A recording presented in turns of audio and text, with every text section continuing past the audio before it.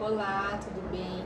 Aqui nesse vídeo eu vou dizer para você que você não precisa ter medo de ao construir uma holding familiar. Por quê? Quando você constrói uma holding familiar, né, quando você faz a integralização dos seus bens numa holding familiar, você não irá perder os direitos sobre aqueles bens. Ao contrário, por exemplo, do que acontece numa doação em vida. Quando você faz a doação em vida dos seus bens para um ou mais herdeiros, de um ou de todos os seus bens, você perde o direito sobre aqueles bens e você também não tem direito a arrependimento. Ou seja, uma vez que você fez a doação em vida, você não tem como se arrepender, né, daquele ato jurídico. A holding familiar, ela se difere nessa questão.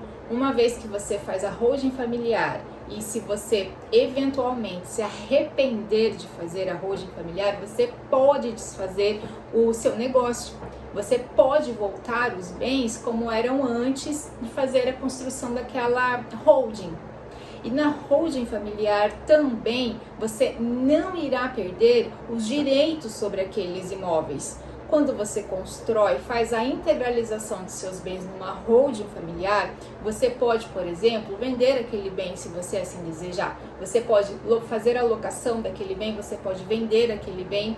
Enfim, você pode dispor daquele bem da mesma forma como se você não tivesse a holding.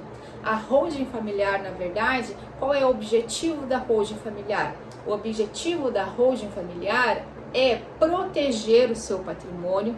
Numa holding familiar você consegue organizar melhor o seu patrimônio, né, os seus negócios. Você consegue já numa holding familiar fazer a distribuição daquelas cotas para os seus herdeiros, né? Então, quando você falecer, os seus herdeiros eles não precisarão passar pelo processo de inventário.